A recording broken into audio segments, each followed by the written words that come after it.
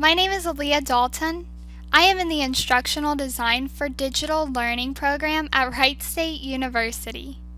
Today, we are going to learn how to learn. Learning may seem like a topic you have conquered by now, but everything may not be what it seems. Let's take a closer look. After this video, you will be able to classify the proper methods of learning, differentiate between active and passive learning methods, and be able to apply suggested retrieval methods in your own studies. Let's get started.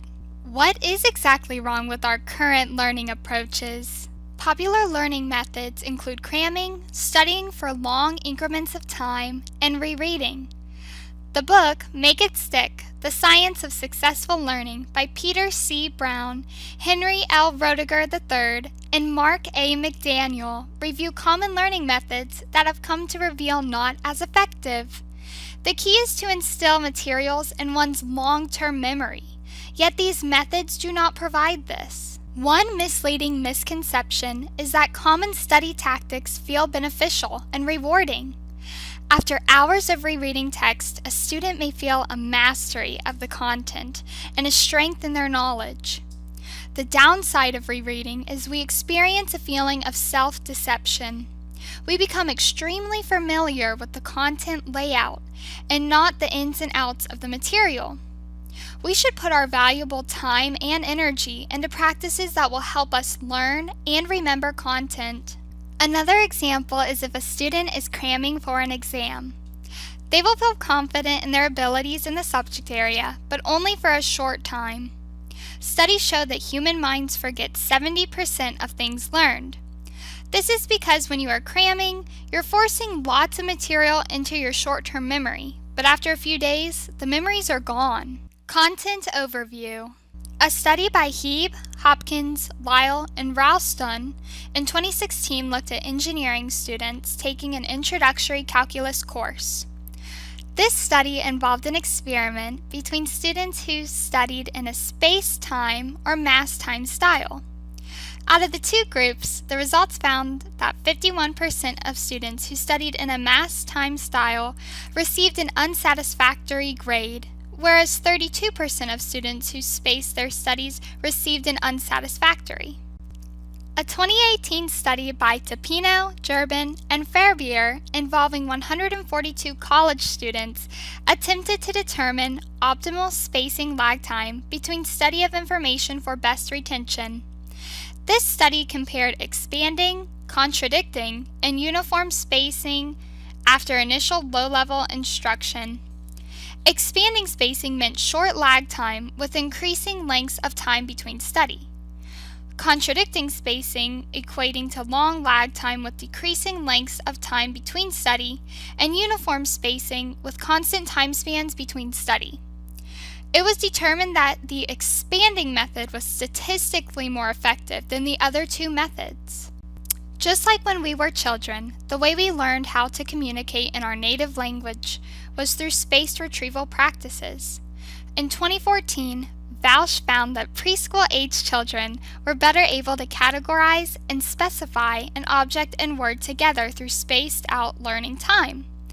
This is because the spaced practice gives the mind time to forget. Forgetting gives us the opportunity to actively re-strengthen the idea into our brain and further send the idea into long-term memory. Passive learning is a term used to describe when the mind is simply going through the motions of learning, but not engaging. Believe it or not, you're being a passive learner while listening, thinking, or even taking notes or annotating the information. Active learning, on the other hand, is when your brain is working to retrieve information on its own. Active learning is done when taking a quiz or exam or when creating and using flashcards. These methods are also called retrieval practices because your brain has to retrieve the information. Active learning will ensure memories consolidate in your long-term memory to live and be accessible forever in your brain. Another 2018 study by Leggett, Burt, and Carroll sought to determine that retrieval process was advantageous for students of all levels of ability. Their study included 89 students from 3 ninth grade geology classes. They concluded that retrieval was statistically advantageous for all students with the following assumptions. First, retrieval practice should occur only after learners have been exposed to all of the learning material, and second, that learners should be provided with rapid feedback. Wait, how can we ensure we are being active learners? Well, let's review how you can implement active learning retrieval practices and habits into your study sessions, and they are way more fun than cramming or rereading. Use the free app Quizlet to create digital flashcards, take quizzes and exams, and play games.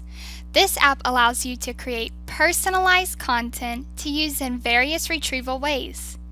Quizlet will monitor your weak areas and allow you to practice these areas more frequently.